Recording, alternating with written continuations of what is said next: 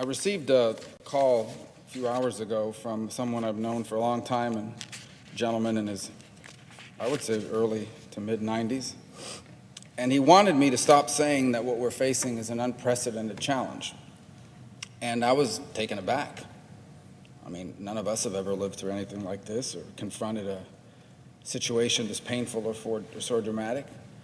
And so he challenged me to do something that I'd actually done a few years ago, but as it shows, even a few years erodes memory about things that happened long in the past. He challenged me to say, everybody's comparing this to the last time we had something like this. It required the nation to react like we did in World War II. And so it caused me to go back and look a little bit at the years before that great and bloody conflict. It's interesting, in the years leading up to 1941, President Roosevelt had an effort to pack the Supreme Court. And it was incredibly controversial. It ended up falling apart in 1937. It ended up falling apart, actually, because members of his own party turned against him. And it actually weakened him in that tail end of his second deal. President Roosevelt was so upset about what members of his own party had done to him that in 1938, he did something unprecedented at the time. He got involved in Democratic primaries and tried to take out members of his own party who had opposed him. Not only did he lose badly in that effort, I think he only won one of those seats that he went after. As a result of what he did, his party lost 6 seats in the Senate, 71 in the House, and ultimately, in this very chamber, a Republican, Robert Taft, was able to put together a coalition with conservative Democrats and basically block President Roosevelt's agenda leading into 1940. Then in 1940, Roosevelt did something else that was unprecedented and highly controversial. He announced, although it was legal, that he was running for a third term. He was, at that point, defying a long precedent that had been set by the nation's first president. And then, to make matters even more interesting, his own vice president, who had turned on him on the court issue, he had to kick him off the ballot. In fact, he told them, if you nominate him as vice president, I will refuse the nomination. And ultimately, he was reelected on a promise, ultimately reelected by a pretty big margin, but he had to make a promise: I will keep this country out of war. This sets the stage going into November, December 1940. A president that had spent the last 3 years battling his own party, had seen his own agenda slowed and stifled, and then had to kick off his own vice president after getting involved in primaries against his own party. He loses a large number of seats in the House and in the Senate, has a coalition form against him to block him, and then has to make a promise: we're not going to war. All the while, understanding that what was happening in Europe would eventually reach us, and he was preparing for war. And why he made that promise was pretty fundamental. Going to war was not popular in this country. Millions of Americans, particularly those at the time you couldn't really travel abroad, had no connections to Europe. They looked at World War I as a European war, and they looked at the Second World War as just another trick to get America sucked back into a war that had to do with Europeans and not with them. Prominent voices, chief among them, Charles Lindbergh, traveled the country blasting the president as a warmonger in the strongest possible terms. There was actually a student anti-war movement. Now, not as many people went to college at that time as did in the 60s, but it was really a precursor to that very movement. Why? Because these young people in college were the ones that were going to be sent to war if there was one, and they wanted no part of it. And then, in the blink of an eye, at 7:48 a.m. on the 7th of December, 1941, the Japanese attacked the U.S. naval base at Pearl Harbor. They sunk 4 of our battleships. We lost almost 200 airplanes, and 2,300 Americans perished on that very day. Even to the end of the war, it remained the third bloodiest day of that very bloody conflict. America was not ready for war. They had started a draft by a 1-vote margin. They were able to vote it into place. They had begun some basic rearmament, but we had lost a significant percentage of our Pacific fleet. And frankly, to this day, there are legitimate questions, not about whether the Roosevelt administration knew in advance that this was happening and allowed the attack to happen. No, those are conspiracy theories that they should have known. This was a massive intelligence failure. In fact, up to 30 minutes before that attack, the ambassador to Japan was here negotiating with the United States over an oil embargo. And America, by the way, was not a society at peace. This was a nation deeply divided, a segregated nation that discriminated against citizens of color. There were very serious labor disputes going on throughout the country. Many still wore the scars of a deep and painful economic depression. And yet, in the blink of an eye, this nation was confronted with an enemy and had no choice but to put aside all that had happened to that point. Everything, all the problems they had with the president, all the problems they had with each other. Even those Americans that had been discriminated against were willing to do that. Tremendous testament to the contribution they made to the effort to win that conflict. And in the blink of an eye, literally every aspect of American life was changed overnight. Think about it. 1 minute you are a student demanding that we stay out of war, and the next you are volunteering for service. 1 minute you're a housewife, you're a retiree. The next minute you're back at work, or at work for the first time in your life at a factory, making munitions or something else needed for the war effort. School kids, children, were put to work in farms because so many people had left farming to move and fill the industrial jobs, because the men that would have otherwise fulfilled those jobs were now wearing a uniform and dying by the hundreds every day, and then by the thousands all over the world. We rationed food. There was food rationing. You could only eat so much. A family only got so much. Gasoline was rationed. I think it was 3 gallons a week, if I'm not mistaken. Clothes was rationed. You know, the government stepped in and said, you can't build kitchen appliances, no refrigerators, no ovens, no vacuum cleaners, none of it. We need all of our industrial capacity to fight and win a war. People on the coasts, and you still see old pictures of this to this day, off Miami Beach, off New York, people had to have these, turn your lights off at night and close the shades to your window because there were German U-boats just off our East Coast. People were asked to make tremendous sacrifices. Not for 3 months, not for 6 weeks, for over 3 years and longer. And sacrifices ultimately, perhaps the greatest of all, they sent their sons and fathers off to die in the defense of this country and of our freedoms. I do not mean to diminish the challenges that are being asked of us now. There isn't 5 minutes that goes by that I don't get a call, a text, or an email from a small business who just 2 weeks ago was having its best year ever, talking about hiring new people, and now they're bankrupt. They're done. They're finished. And they may never reopen again. From a young couple I talked about earlier today in a video that I made, 2 weeks ago, recently married, planning to start a family, both had good careers. The next minute, both out of a job, not sure if the place they work in will ever exist again, not knowing where to go. 1 minute, you're the father in a family or the mother in a family who has never had a day in your life where you were not employed by someone. And the next, you're being told, go to a website or call this number, you need to go get unemployment. They don't know how to do it. They've never done it. So I do not mean to diminish the sacrifices that our people are already making.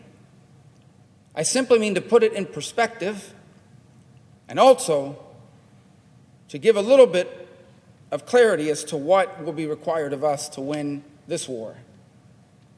Because in the end, our enemy is not a nation state. It doesn't wear a uniform. But but it has invaded our nation in a way that's required us to do things we have not been asked to do or anything close to it since late 1941. So what are the lessons to be taken by that era in our history? By the call I got today saying, stop saying this is unprecedented. The lesson to be taken is, number one, in moments like this, government action matters. It is important that we have a functioning government that can address problems in the space in which government must act. That is what is being asked of us here today. What is being asked of us is not to pass a perfect bill or to pass legislation that will cure the virus or to pass a law that has everything we've ever wanted. What's being asked of us is, can you function as a government? Can you do the most basic things that a society needs from its elected leaders at a moment of true crisis? Can you do that? And so far, for 3 days, the answer, sadly, has been no. I hope the answer at the end of this day will be different. But the second thing it teaches us is, you cannot confront a challenge such as this with just government. That war was not just won because of political leaders or our armed forces. It was a whole of society effort. Every day, Americans were being asked to do things they had never done before in places they had never been, not just to make sacrifices from what they couldn't have, but sacrifices in what they were asked to do affirmatively. That will require the same of us now. And I want to tell you, there are people already doing that as we speak. The examples are too long to mention. But all over this country, there are people that are doing extraordinary things, stepping up, doing more than they've ever done, because they have to. They know they must. I have no doubt that if our government leaders do their job and are willing to do their part and provide people transparent, clear, truthful guidelines about what we face and what lies ahead and what is expected of them, they may not be happy and people may not be excited about it, but they will do it. I know they will do it. They are already doing it. The third lesson is the awesome power of our country when a diverse population of go-getters, the most creative people that have ever walked the earth, come together, put aside their differences to confront a threat they face in common. And again, that is not possible. You can't ask of that of a society. You can't ask people to put aside their differences, put aside the trivial, put aside the things they don't agree on, and focus on the one thing that threatens us all. You can't ask them to do that if you're not willing to do it yourself. And it appears, at least up till this moment, that we have failed to do it. I hope today is a difference in that regard. We shall see. But it takes me back to the point I made originally. What is our job in this? Well, let me say that we are asking, and I say we, those of us in government at every level, are asking of our people to do some very difficult things. We're asking high school seniors, including one that lives in my home, to be the first in I don't know how many generations that won't have a prom, won't have a senior trip, won't have a graduation. Now, I know all those things may seem trivial and pale in comparison to World War II. But for a 17-year-old, these are a rite of passage. And there are many high school seniors in this country that will not get that this year. We're going to ask small businesses, and have asked them already, you need to close your doors. You can't open, you can't work, you can't make money, you can't allow customers to come in. We've asked people not to go to work. In fact, we've told them not to leave their homes. Over half this country is on an order, don't leave your house unless you're going to the doctor, the pharmacy, the gas station, or the grocery store. We're asking nurses and doctors to confront a virus that can infect them and their families and kill them and their families, just like anybody else, to do so on double shifts, oftentimes without the gear and the equipment to protect them. We're asking truck drivers to drive all night, also vulnerable to the virus, also worried about all the other things all of us are worried about, drive all night. Because tomorrow, those shelves need to be stocked with all the things that people are buying because they're afraid it's going to run out. And how can we ask that of our society if for 3.5 days we can't even vote on a law? We can't even walk to the front of this place and lift our finger up or down and say yes or no. We can't even do that. Spending the taxpayers' money on behalf of the taxpayers in a moment of critical crisis. I don't mean to be negative because, frankly, I hope that today is a day we'll get this solved, but there are still other people that have to weigh in here. In the House, outside commentators, people still emailing and texting, can we change this, can we change that? I just don't know how we can ask people to do all these things we need to ask them to do, and in return tell them, by the way, we're going to take our sweet time to do our part, and our part's the easiest one. And you can just imagine, extrapolate what we're facing now and take it back to 1941. Imagine if back then people would have been saying, boy, this is a great chance. This is a good opportunity to get back at FDR. This is a great opportunity now. He's in war. Let's roll back the New Deal. Let's really stick it to him for what he did 6 years ago with that court thing. Or the reverse, if he would have said, boy, this is a good opportunity to use the war powers that a president has to steamroll my political opponents and put in place whatever I want and run them over. Or imagine if we were saying, we need to build a lot of ships, but I'm not going to vote to build it unless you're building it in my state. I don't want to go any deeper into that because I don't mean that to say that some of the issues that people raise around here are not legitimate issues. They are.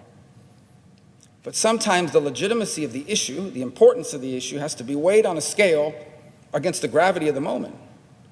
And I would say to you, if we were dealing with permanent policy in a normal course of business or even in a moment of a cyclical economic downturn, we'd have some weeks to make some of these decisions. We've already taken too long. People got laid off today. People will be laid off tonight and tomorrow and the day after and for days to come, even if we pass this bill. Imagine if we don't. What we are facing is the toughest thing this generation's ever faced. There's no doubt about it. And perhaps with the exception of gentlemen and people like the gentleman that called me this morning, it'd be the toughest thing we ever face in our lives. World War II was worse. This virus is terrible. But it will not last as long or kill as many people as that war did. But it will kill far too many people and last far too long. But it will last longer and kill more if we don't take action now. And that requires everyone to finally wake up and realize this virus doesn't care who you voted for in the last election. It doesn't care what you write on Twitter or what snarky remarks you come up with in your commentator moment on cable news. It doesn't care about any of that stuff. It doesn't care who you plan to vote for in the next election. It will infect you. It will kill you. It will kill people you love. It will kill members of your family. It will disrupt your community and your economy. It doesn't care about any of this other stuff.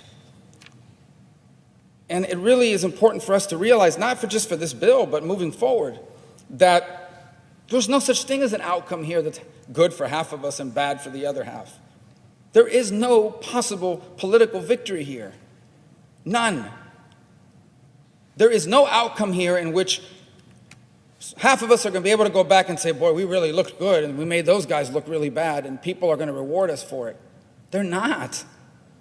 I promise you that when someone has lost their job and doesn't know where they're going to go and are stuck in their home and their lives have been turned upside down and a member of their family is in intensive care and they wind up at a hospital that's been overwhelmed and they can't care for them, they are not going to be, the last thing on their mind is going to be partisan politics or pre-existing differences. If you don't believe it, we're about to find that out, unfortunately. There is no outcome here in which half of us is happy and the other half are upset. It's a cliche. We use it all the time. I can't think of a better example than this one. We are truly all in this together. The carnage, the damage that this will do to our country is extraordinary. It will know no geographic bounds, no political affiliation, no demographic differences. This is a virus that can infect the heir to the crown in Britain just as easily as a 92-year-old retiree in a Florida nursing home. And so I hope that the gravity of the moment finally sinks in and that we take the necessary actions quickly. And if there's something in this bill you just really don't like, I don't mean to diminish it. If we can fix it, we should. But at this point, I'm going to tell you that there is nothing wrong in this bill. There's nothing in this bill that will damage our country more than our inability to act. No matter how bad some provision in this bill you think may be, and I say this to both sides, there is nothing in this bill that will damage us more than doing nothing will. By far, the most damaging thing that can happen is not any provision of this legislation. It is our inability to act and to send a message to the American people that their leaders can't function, that their government doesn't work, not just on a day-to-day basis, but in a moment of crisis. And so I hope that whatever differences may still exist at this moment, and I'm trying to be fair because I know a lot of people have finally seen the full text of it just in the last few hours, and if you've caught something that can be fixed, it should be fixed. But I plead, I don't know what other word to use, that we don't leave here tonight without having passed this bill. Because I honestly don't know how this nation and our people can afford one more day of this. Mr. President, I yield the floor and suggest the absence of a quorum. Clerk will call